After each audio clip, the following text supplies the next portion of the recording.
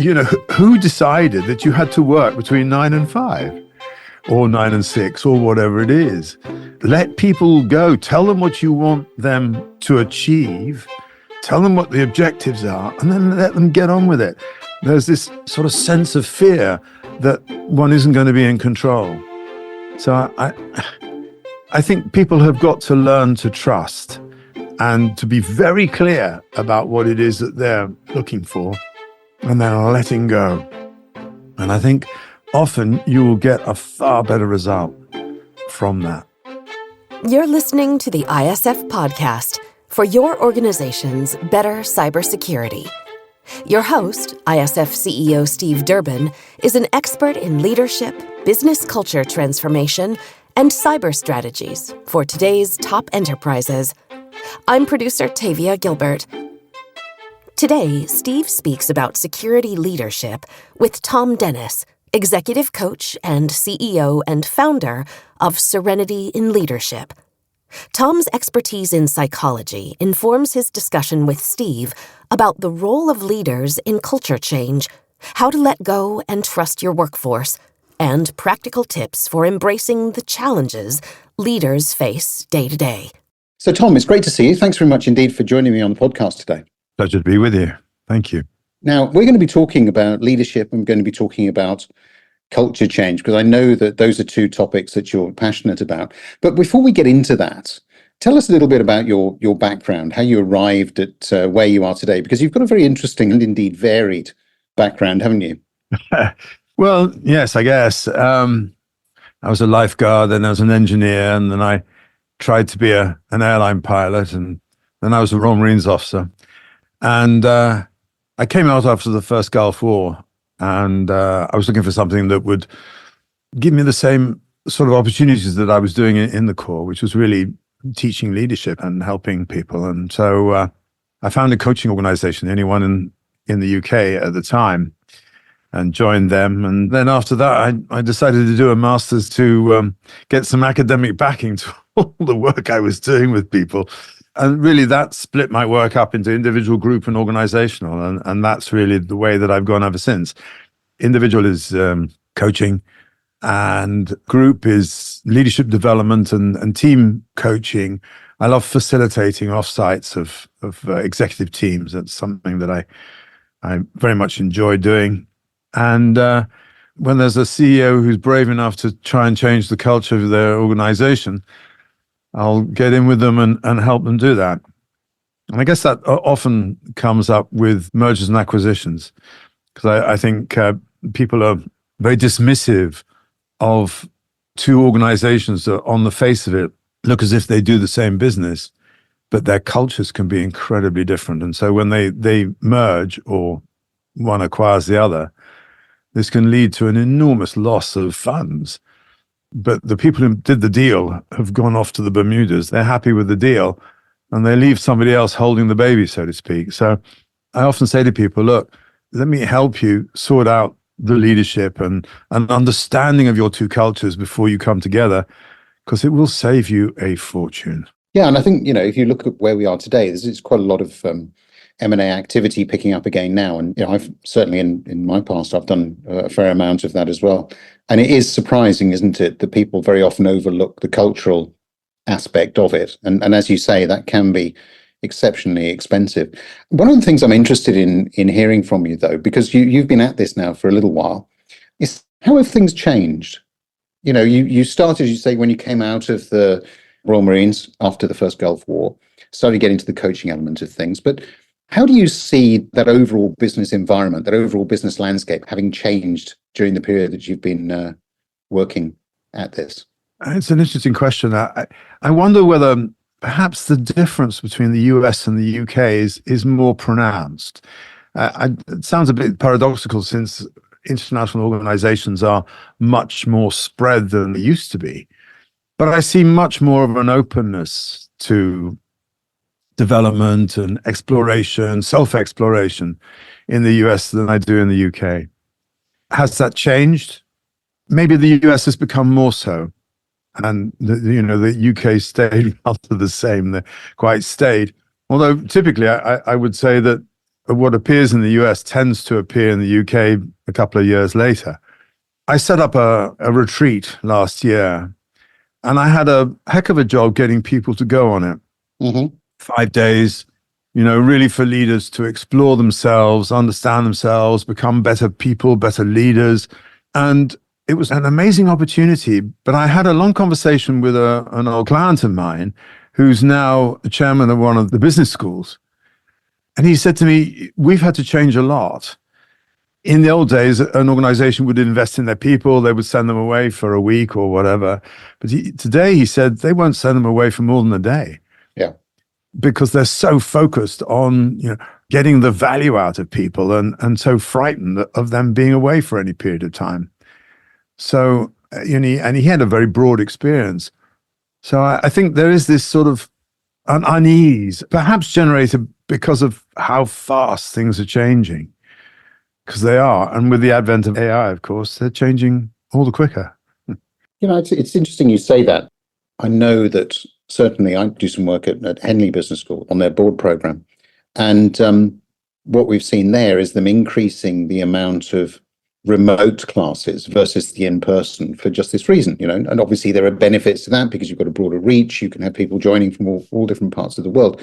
But I can't help feeling that we're missing out on something. You can't, it's ironic, we're doing this remotely, aren't we? But I think that you get a far richer understanding, depth of conversation, benefit back to the attendee by doing some of these things in person. And so I'm always a little bit saddened, I suppose, when I hear that people are somewhat reluctant to do it, because the opportunity that is being passed up, I often feel far outweighs any downside of not being in the office, for a particular day, 2 days, whatever it might be. But it really is one of the sort of stresses, isn't it, that modern society, I suppose, the modern business world is putting on companies, which we didn't used to have in the past. And how do you think we can help people to address that particular pressure? Because in the industry which I work, obviously the security industry, we always talk about this sort of relentless pressure to get things done, the speed at which you have to react, always have to be on. Any particular sort of hints, tips, insights that you can bring to the listeners as to how to deal with that? I think I have to learn how to say no first off. Far easier said than done, isn't it? Some people will say. Well, yes, it is. But I think there is this still a presenteeism. There's still a lack of trust in a lot of organizations. I saw this actually before the pandemic when I was working with a big bank, and they were divesting a lot of their office space because they frankly needed to reduce their overheads. Right.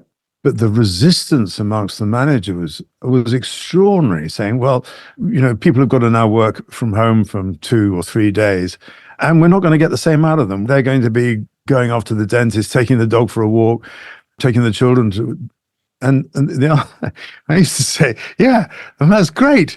Who decided that you had to work between 9 and 5 or 9 and 6 or whatever it is? Let people go. Tell them what you want them to achieve. Tell them what the objectives are, and then let them get on with it. There's this sort of sense of fear that one isn't going to be in control. So I think people have got to learn to trust and to be very clear about what it is that they're looking for, and then letting go.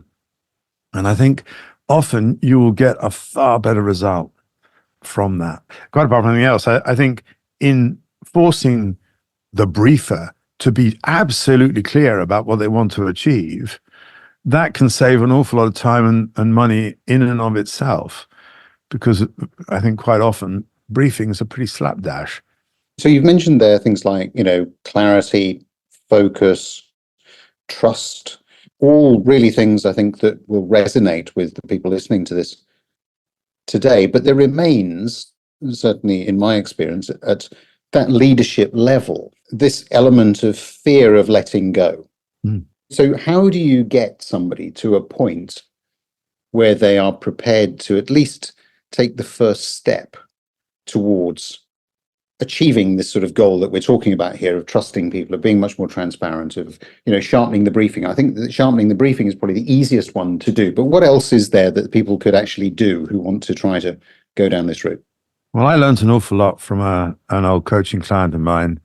He ran a perfume house in London, and he had a huge budget for advertising. And he used to experiment. He used to try things out. He'd put up a big billboard, and then a couple of weeks later, he'd change it and see what the effects it was having on his clients. And I think, in just the same way, if you want to have a really good meeting, you need to rehearse it a couple of times. So here, if there's a leader and he's really worried about letting go, try it. Try with something that isn't, the crown jewels, that is something that, you can be a little bit relaxed about, and delegate and see what the results are. But really monitor. This is part of this, is really monitor. What's the difference? What's the difference in morale? What's the difference in the atmosphere of the place? How are people reacting or responding or working with each other when you've created that environment where you've just let go? Just see what happens. And I think you might actually be really pleasantly surprised, and then you can take a little bit more of a risk with something else. This is about finding your own level of comfort, isn't it? Yeah. And also, I suppose, turning the mirror on oneself is asking oneself, actually, what's my function here? Is my job just to oversee these other people? And what actually could I usefully be doing, spending my time on? And if I was really doing that, I probably wouldn't have enough time to supervise people in the way that somehow I feel I should. But actually, I'd probably be giving more value to the organization by doing what I'm supposed to be doing and letting the people that I'm responsible for do what I'm asking them to do.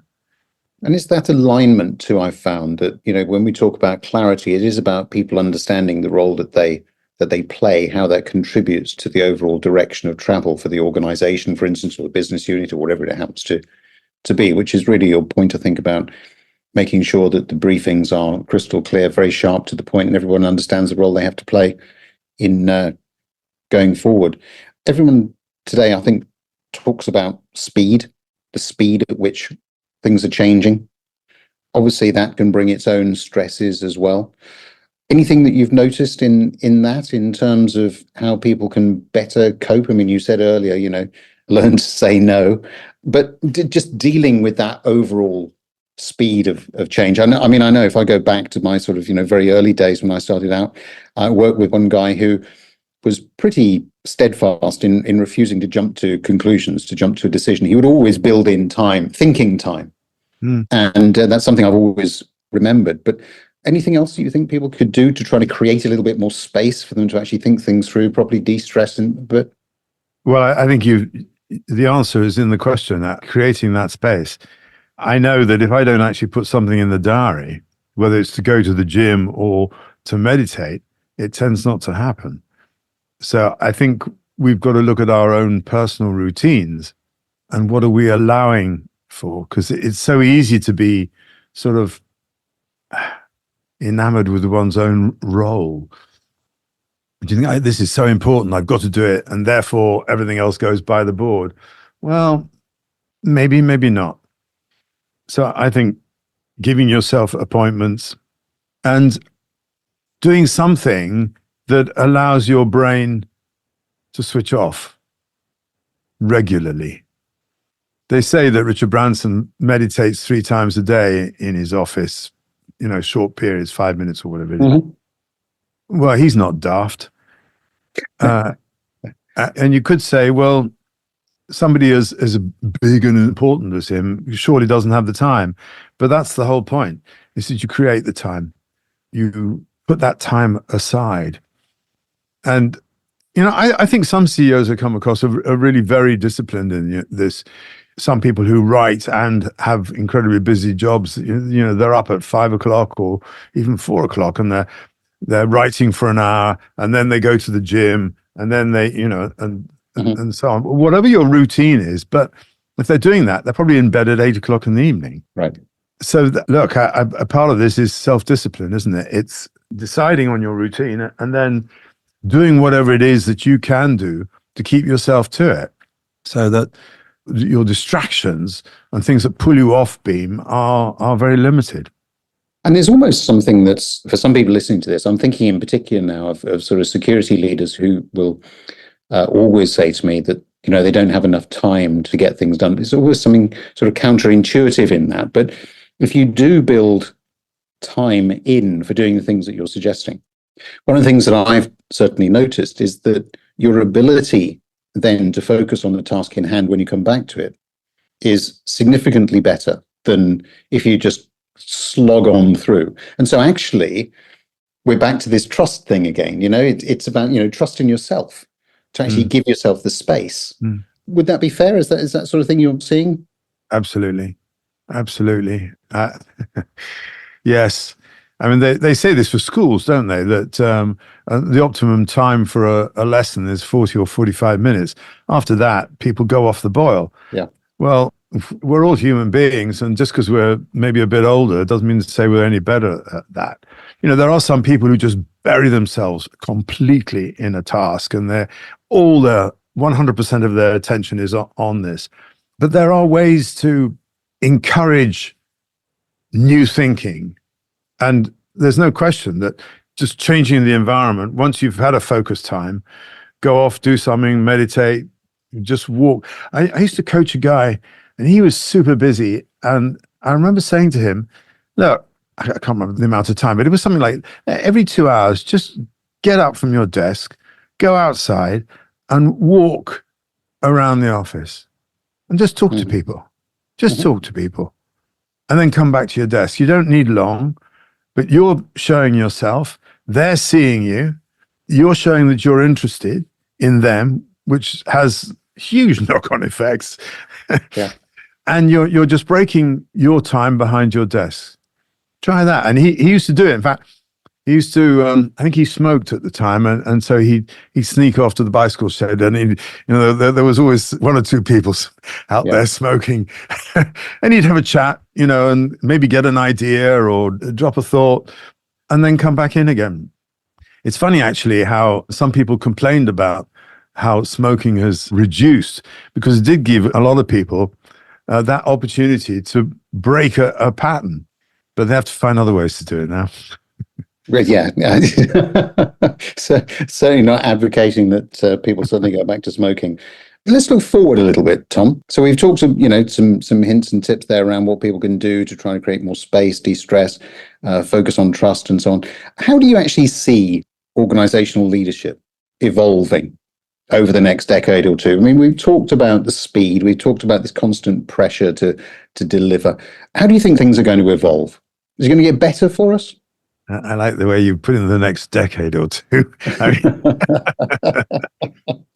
Yes. I think it's very interesting, because I think that in the old days, business used to dictate the social standards, what was required of people and so on. And I think it's really shifted in the last couple of years, so that now society is making demands on the corporate world.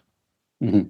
So you look at racial justice, racial awareness, you look at mental health, physical well-being, the impacts of climate change, which is certainly for Gen Z is an enormous issue, which I think some of us older people tend to disregard.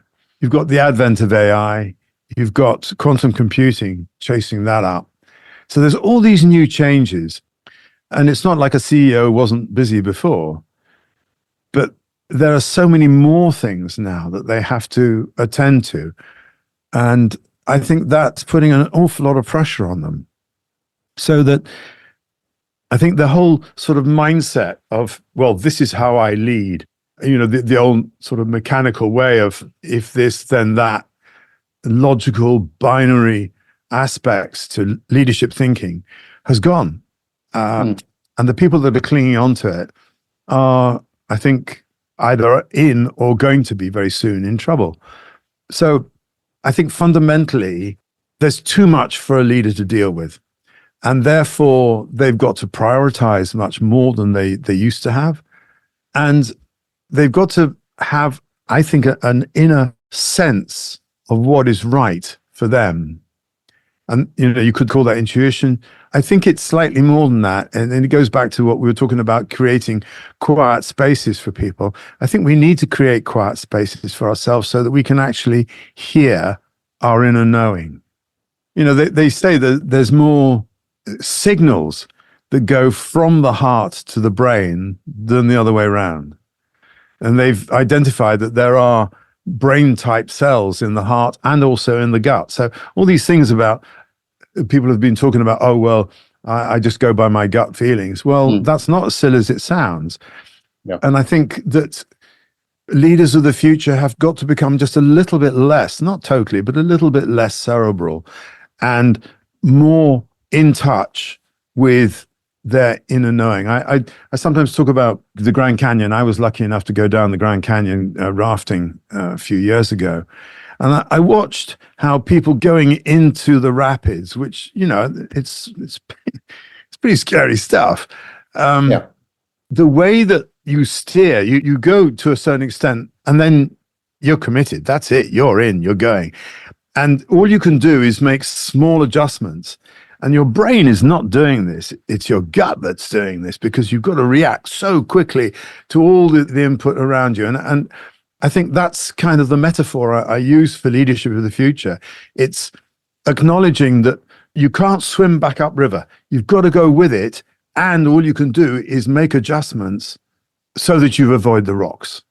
And so I think going forward, there's a lot more of that kind of leadership. And another thing I would say is community. We in society, I think, have managed to destroy all sorts of elements of community. And community is so important, particularly actually for young men. And so I think organizations have got to take on a greater role in fostering communities where people can grow and thrive and feel like they're part of the organization, but also having a greater sense of themselves. I'm sorry, I've opened a big box there with a series of ideas, but yeah, there's a lot to it for leadership for the future. It's certainly not something that's going to stand still. And I think that, again, for a lot of the security leaders that are listening to this, there's certainly food for thought there in terms of moving away, perhaps, from some of that analysis to more of the, to your point, going with your guts, particularly when it comes to the people. And I always say that no matter how much technology we continue to throw at problems, when the chips are absolutely down, it's actually the people that are going to get you out of the trouble, not the machines. And so we do have to do very much more, I think, to foster that understanding, foster that trust across our organizations. And certainly, Thom, you've given, I think, some good food for thought there in terms of some of the ways in which we might be able to do that through meditation, through building in space, through trust. And indeed, I think not being afraid, as you say, to actually try different things and to see how they work and to learn from that. So thank you very much for sharing those insights. It's wonderful talking to you. And I'm sure that our listeners will certainly take some things away from that, hopefully to think about, if not anything else. So thank you very much, Thom. Thanks, Steve. And just to say, when we talked about trust, start with yourself. Trust yourself. Yep, that's a very good point. Thank you very much. Thank you. Our thanks to this week's guest, Thom Dennis. We'll be back next week with a new episode. If you found value in the conversation today, please rate and review the podcast and share this episode. To become a member, get in touch with Steve directly at steve.durbin@securityforum.org or on LinkedIn at Steve Durbin. Check out all our media and resources. All of it is there to support you at securityforum.org. Don't miss the ISF Analyst Insight podcast, sharing conversations with members about the real-world applications of ISF research. The ISF podcast is produced by Talkbox Productions and Tavia Gilbert. Thanks for listening.